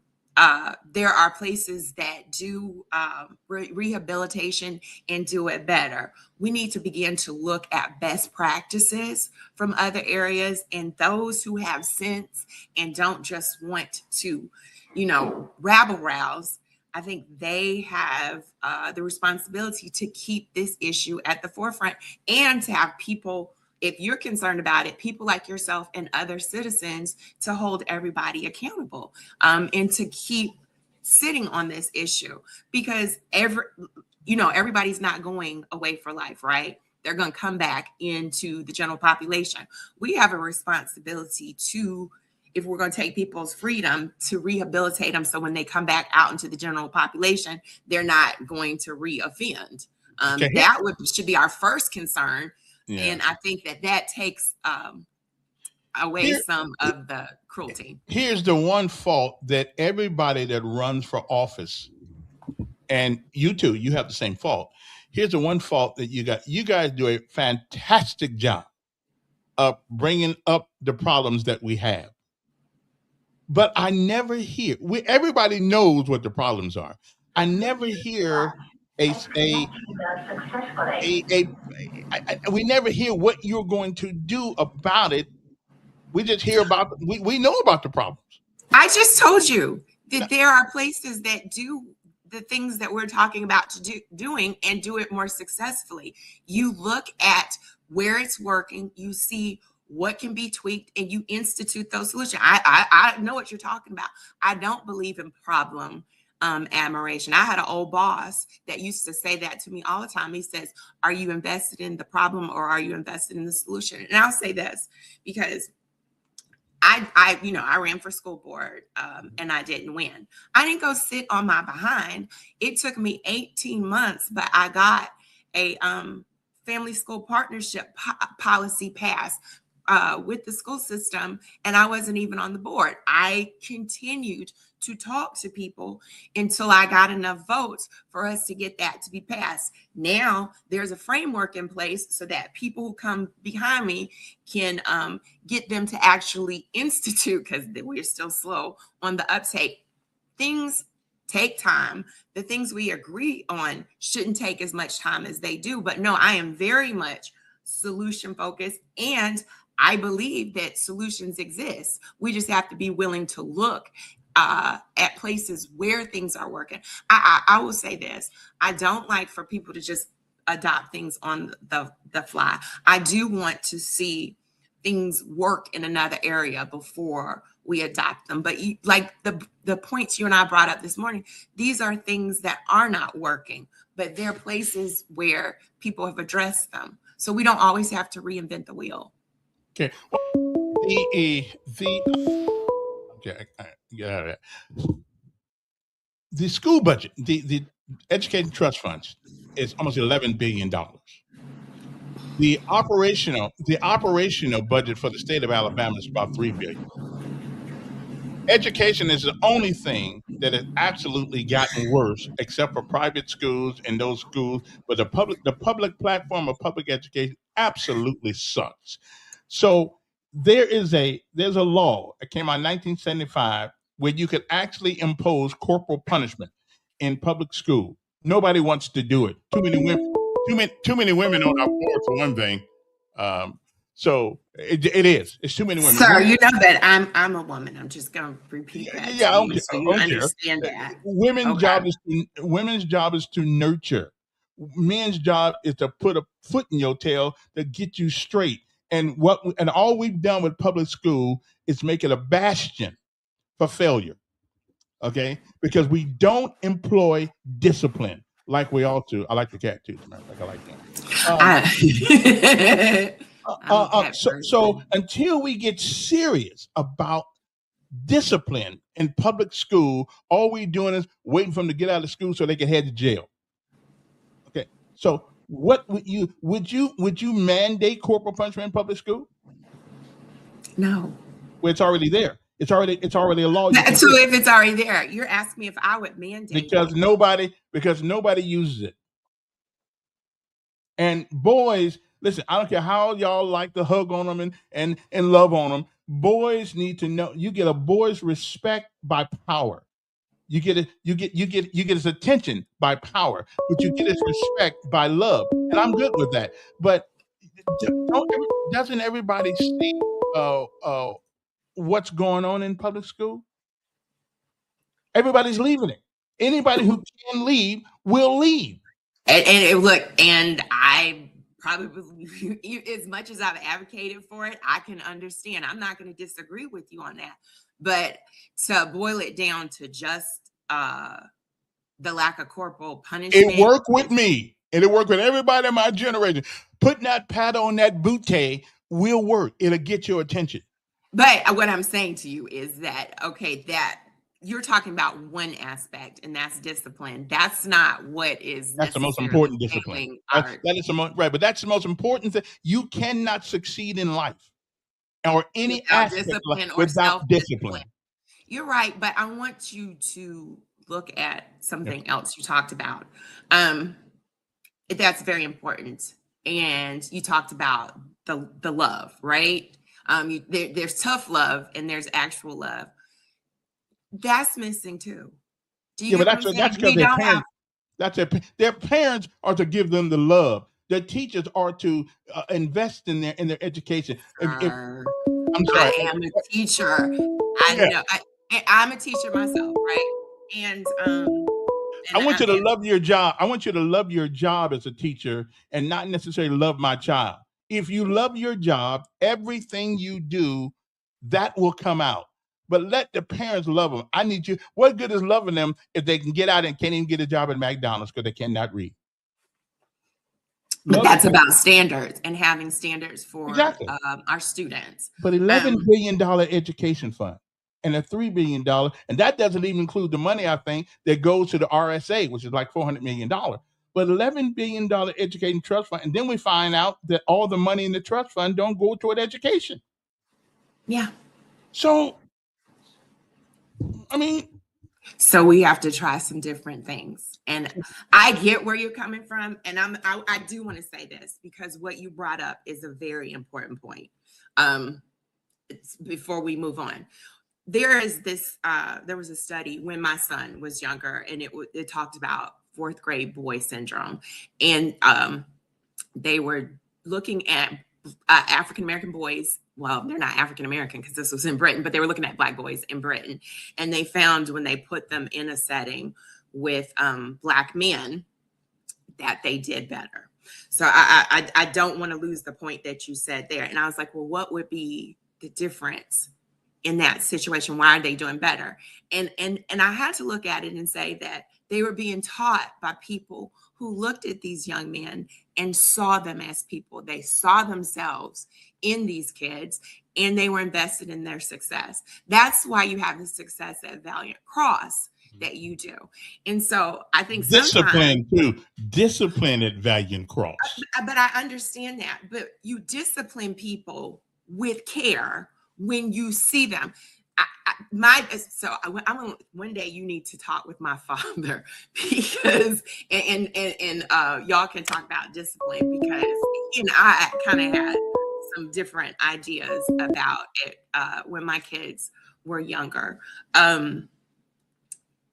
Discipline is important. I would be, my kids, one of them one time said, Mom is just like the mom on Everybody Hates Chris. And I went, oh, and I said, can you believe he said that? And my daughter said, no, Mom's not like Rochelle all the time. And I was like, you guys, there has to be discipline. There needs to be structure. There needs to be routine. That is one of the most loving things you can do for your children, is provide them structure, discipline, routine, time, patience, and repetition. And then, if you don't know how to clean your room, I must not have taught you. So let me sit in your room with you and tell you to move every single thing that you need to move. And you have to move it.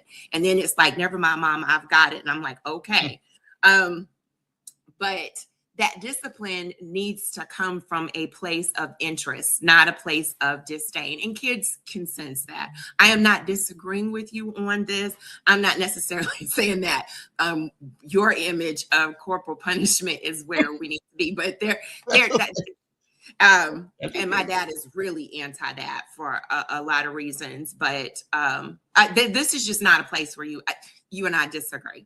But I do want to say that there has to be both. No. There has to be. And I think that, this is where I'll get with you on some cultural issues that are important. We have lost this sense of decorum. We've lost a sense of professionalism. We've lost that strive to do our very best. We've lost discipline. And I'm going to say self-discipline. Yeah, I'm going to say self-discipline. And that can come in a lot of different ways. But I'm not going, if you want me to disagree with you on that and us argue, we're just not going to tussle over that, because that is important. And I've seen it. I have two kids. One has finished his penultimate semester for his MBA program. The other one actually got through her master's program quickly. I've raised kids to do what people expect kids to do. And it didn't happen because I was loosey-goosey with raising them. It was a plan. I have books on my shelf about setting goals. And, my husband is a business owner. And you don't get where we get in life by just being like, okay, well, whatever happens. You set a goal and you work to achieve it. And that's why when an obstacle comes up, you figure out a way to get around the obstacle, because you've been taught critical thinking and you have self-discipline. Wait a minute, they don't teach critical thinking in public schools. I teach critical thinking, and I've taught dual enrollment. As a matter of fact, I've taught dual one of the times I taught dual enrollment on site at BTW, it was when Jamel was running for mayor. And I had, how did that work he was out? 18 at the time, and I had my students follow him when he ran for mayor. And one of the things that I've been kind of disappointed in his campaign is that I think he has a responsibility when you run for office to be a role model for students. And he lost that lesson. He don't have that lesson. But that's okay. He'll learn. I mean, as he gets older. And I'm not criticizing him. You need to criticize him.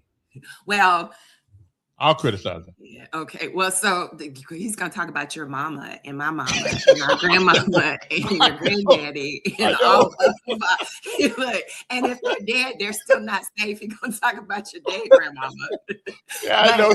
I think the thing is that, I like to see young people interested in politics. And so I'm bringing that up to say that I didn't dismiss his candidacy when he was mayor. I let the students follow that.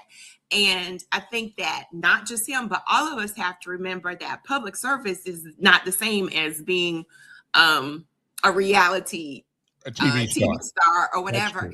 And virality is not the same as approval. Just because you have a bunch of followers doesn't mean that people approve of what you're doing. It means that they are entertained. It means they need a good laugh is what it means. Let me ask you something. Even though the numbers will be the Democrats in the Senate, not very many, I'm of the opinion, you tell me if logic and reason, and you talk about critical thinking, can sway people if you present it in a realistic, logical way. The city council always says, well, it's 5-4, 5-4, 5-4. Well, the way I see it, all you got to do is convince one person to come to your side on the issue. And if 4 people can't convince one person, then maybe we got the wrong people. Well, obviously I believe that because I'm running for Senate. But I'm just saying. I get tired a lot of times of hearing the same argument, right? Mm-hmm. It's not moved the needle. So go back to the drawing board and find more substantive reasons for why you need to do something. A lot of people have talked about Medicare expansion. And I think that instead of taking the same old argument that has not worked and all this time, you have to look at the overall impact and the financial way that hospitals work. If hospitals are failing because we are only dealing with one way of reimbursement, then we have to look at it holistically. And you have to be able to make a different argument for why you need to do something to change it, right? And the other thing is okay, if somebody comes back with this is the reason we're not doing it, and I've not heard a different argument in all of these years, then take in that information, analyze it, and then come up with a solution that moves us to a different place. One of the things that I did when I worked,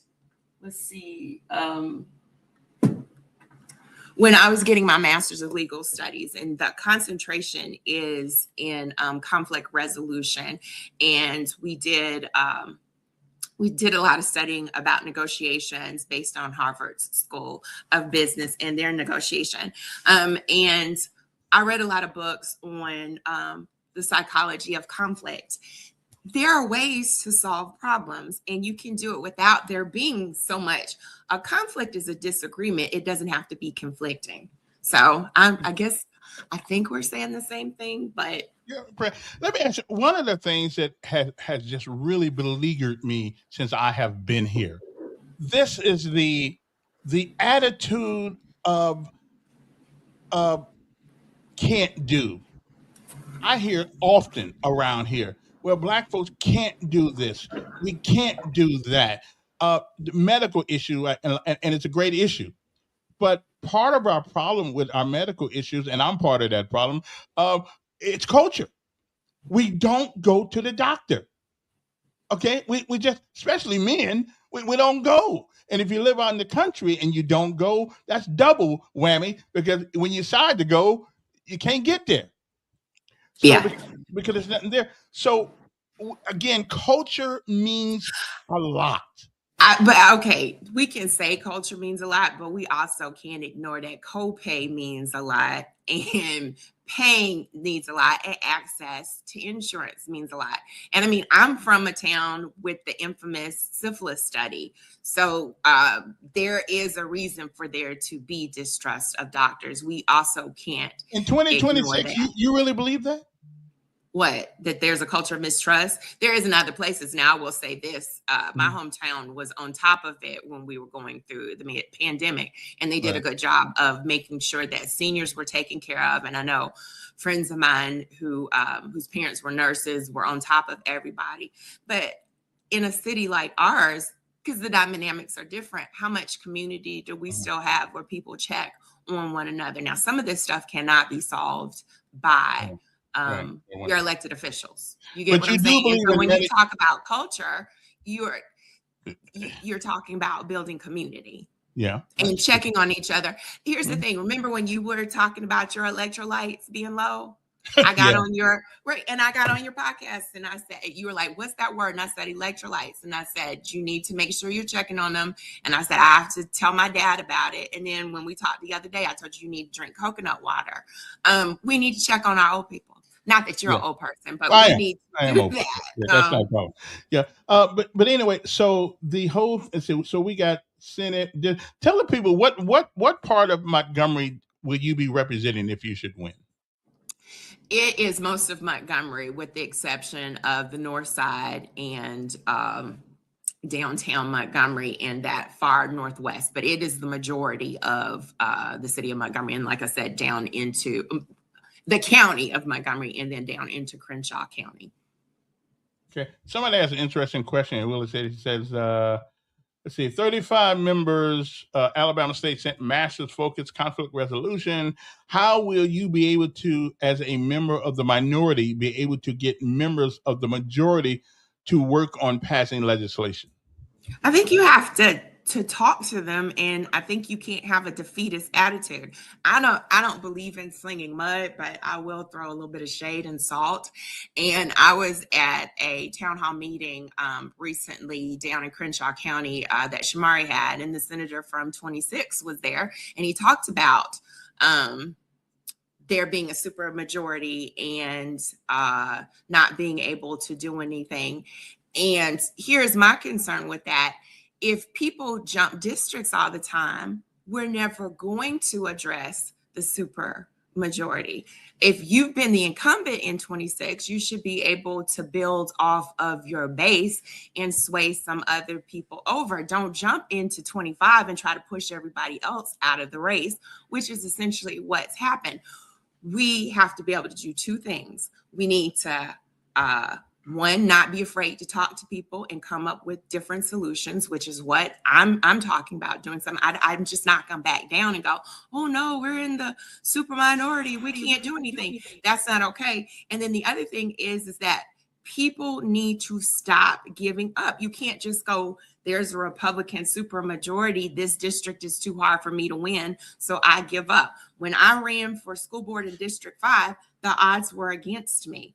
I did not let that deter me from running. And then even when I lost, I didn't let that stop me from pushing to get some of the reforms that I felt like needed to be done in the school system done. And I became friends with Miss Cloud.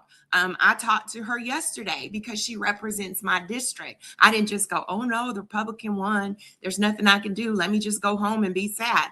I met her. I talked to her. I said, and I don't, she has no reason to listen to me except for I'm a constituent. Like, that's what we've got to get into the habit. You don't just capitulate to systems that put you at a disadvantage. If the civil rights marchers had done that, we wouldn't be where we are now. Like, you know, as the children say, lock in. Yeah. I tell people, I don't mind people who lose. I mind people who don't fight. They look like my brother, my son likes that. He and his wife both had the same senior quote: "If you ain't first, you last." pretty much.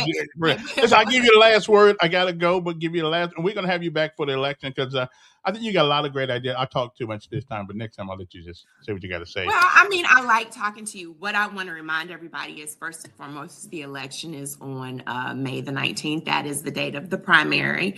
I hope that you will give my candidacy some serious thought, look over my platforms. I do have a website, phaedrafoster.com, and reach out to me. I'm happy to talk to anybody. If you want to set up a porch meeting, that's what I call it, in your front yard, I'm happy to come invite some of your neighbors and ask me whatever you need to ask me. If I don't know, I'm not going to lie and pretend that I do. I am going to get to know more about your issue so that we can come up with solutions together.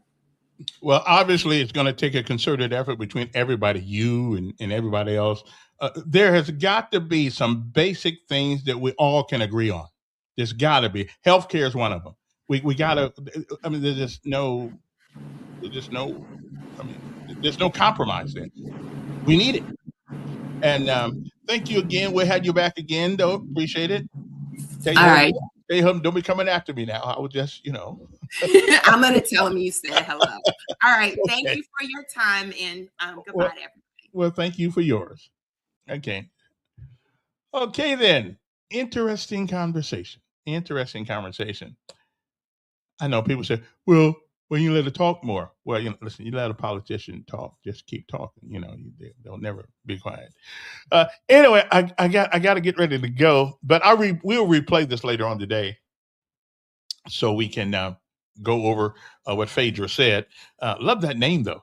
But I think she'd probably she's educated, she's articulate. She does study on some of better than I do. And I think that, I think it would not be a bad choice, but I got to see who else is running. All right. Anyway, so y'all have a great day, great afternoon. I'll see you on Tuesday.